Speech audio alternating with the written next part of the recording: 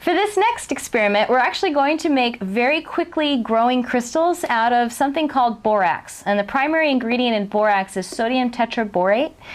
And it's basically used when you do your laundry. It's a laundry booster. It helps with the whitening power in laundry soap. And that's what we're going to use. And the first thing you're going to need to do is get an adult to help you, because we're going to do some cooking on the stove.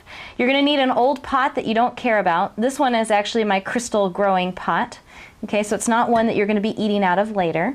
Okay, and this is my pretend stove here. I actually have a real working kind of a portable stove here. If you have a gas stove, that'll work too. Okay, and you're going to put your pot onto your stove. So the ratio you want to start with is a 1-to-1 ratio of water to laundry soap. Okay, so I've got 1 cup of water here. I'm actually going to do 2 cups of water and 2 cups of my borax. Okay. And then you want to make sure you rinse this out really well, because it's got laundry soap in there, and if this is something you usually use for eating, laundry soap is probably not on your regular eating menu. Okay, so you want to wash that out real well. Use an old spoon and go ahead and start to stir it up. And for me, I'm going to be turning on my oven right here, so you want to add heat to your solution. Okay, and kind of stir, and you want to watch it as you go. This process will take between 5 to 10 minutes. You don't want to boil the liquid inside, but you want to get it close to boiling. So you'll start to see some steam kind of rising up out of the top of the pan. Okay, and you just want to stir it around and stir it around. And as you stir and as it heats up, you'll notice that all the laundry soap has disappeared. So at this point, you stop measuring and you just use your box and dump in some more. You can see the actual bits of borax in there. And you stir it around and you stir it around, and as you're heating it, there'll be a point where the solution goes clear again. And so you say, okay, and you start adding more soap. Okay. You will be amazed by how much borax you can actually dissolve into 2 cups of hot water. It's incredible, which is why we started with a full box of borax. Okay. So what you want to do is continue to stir as you're heating. Stir, stir, stir.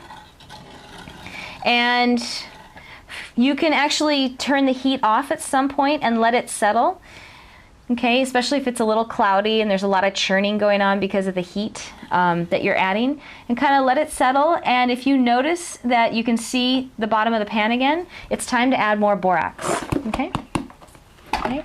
So you're going to continue to add borax until you've got the solution near boiling and you've turned off the heat at that point, and you can no longer see the bottom of the pan. Okay? At this point, you have what we call a super saturated solid solution. It means that you have mixed in the most amount of solids into your liquid. Okay? And at that point, you can do one of 2 things. You can use the solution as it is, just don't use the dregs in the bottom. Okay?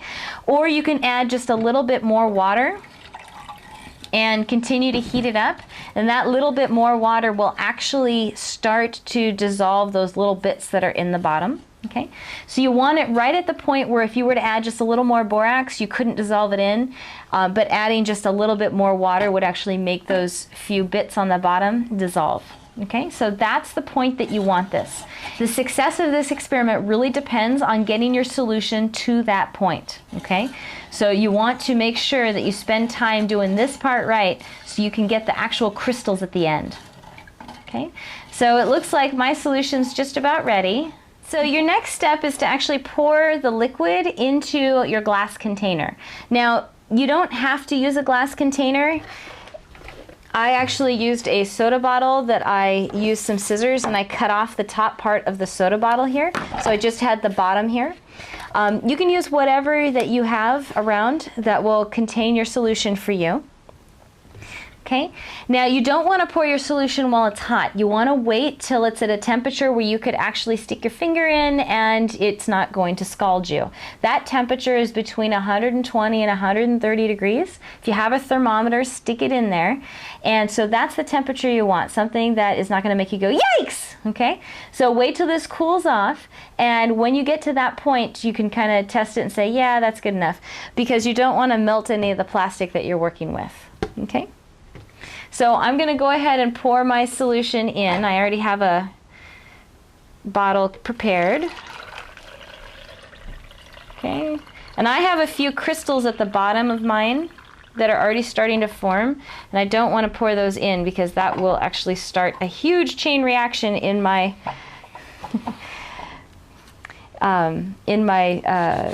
container here, and actually the whole thing will turn into a giant rock. And if that's what you want, then that's fine. But now your water may be a little clear, maybe a little cloudy, it may be a little yellow. Whatever it is fine. So after you already have your solution in here, you need to make something for the crystals to attach themselves to. Okay, so unless you're making a geode where you want this whole thing to be a crystal, usually you want the crystals to grow onto something. So I have a pipe cleaner here, and I'm going to cut the pipe cleaner into 3 about equal lengths. Okay, just like so. And I can wrap my pipe cleaners around each other to make an interesting shape. You can make any shape you want. Okay, and I'm gonna go for a snowflake here. Okay, just like that. And then I'm going to take the top pipe cleaner and curl it around. You can use a pencil, or I have a wood skewer here. And then you can kind of lay it on top of your container. And you'll notice that my snowflake is above the water line. So this isn't going to work.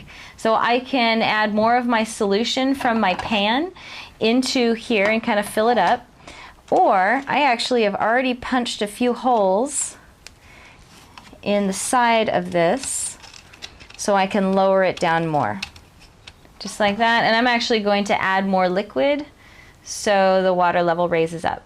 Now these borax crystals grow really, really fast. Now this crystal here has been sitting for 12 hours, and I have a paper towel here to catch the drips when I pull it out. And so basically you can do these before you go to bed, and in the morning you should have crystals. This entire snowflake is covered with crystals. And you can use the paper towel to kind of let them dry off. Make sure that if you have small kids around, they know these crystals, which look pretty identical to salt and sugar crystals, make sure you know that these are not edible. This is laundry soap, basically. You can see the different crystal structure right in here. You can see how jagged they are and how they look like giant cubes. Okay, so that is how you grow laundry soap crystals. Now, if you try this experiment and it didn't work, meaning that after a couple of hours you didn't even see any crystals start to grow, that means you didn't have enough of your borax mixed in with your water in your saucepan, okay? Or you didn't get your solution hot enough to dissolve enough of it in there. So go ahead and try it again, and here's something else you can do. So you want to set this aside so that it dries. Now inside your container, if you pour the water back into the saucepan, you may find that inside your container there's actually a layer of crystals growing along the bottom part. You can reuse those. You can melt these crystals down, turn them back into a liquid in the solution, and grow your crystals again. So I've used some of the borax in here, but there's enough in here to grow a couple more of these simply by dumping this liquid that was in here a minute ago into your saucepan and then tapping this and getting the rest of these crystals out, which is why plastic containers are great when you make these. So you can kind of flex it. So these big chunks in here will dissolve when you heat them up. Just want to stir it around and kind of heat the solution up again until all the bits, all these big chunks that are in here right now, are all dissolved and back into the liquid. And when that happens, just go ahead and pour your liquid in here back into your container. and add another set of pipe cleaners onto your skewer and do the whole experiment again. You can keep growing crystals over and over again. Just keep redissolving the bits that are in the bottom by heating it up in a pan. Okay, so that's how you grow laundry soap crystals. Go ahead and give that a try.